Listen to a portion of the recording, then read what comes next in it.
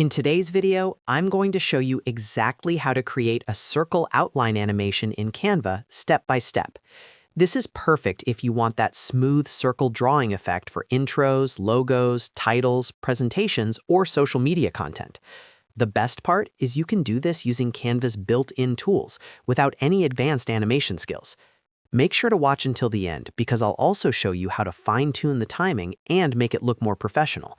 And if this tutorial helps you, don't forget to like the video and subscribe to the channel for more easy Canva tutorials. Let's jump right in. First, open Canva and create a new design. You can choose any size depending on where you plan to use the animation, whether that's Instagram, YouTube, or a presentation slide. Once your blank canvas is ready, go to the left side panel and click on Elements. In the search bar at the top, type Circle Outline or Circle Border. You'll see multiple options appear. What you're looking for is a simple circular outline with no fill, just a border.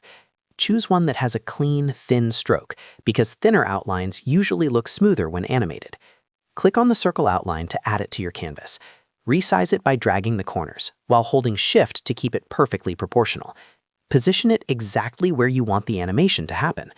You can also change the color of the outline from the top toolbar to match your brand or design style. Now comes the animation part.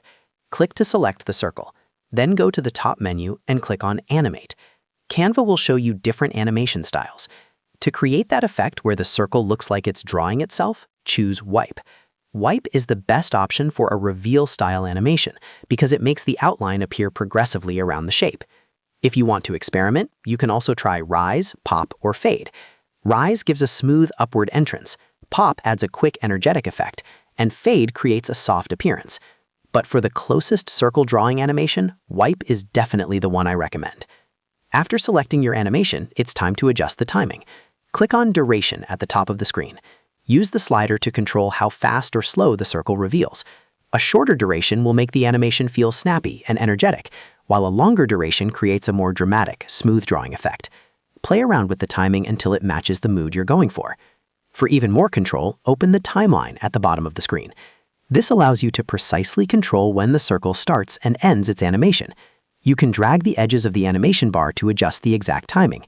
This is especially useful if you're combining multiple animated elements and want everything to sync perfectly.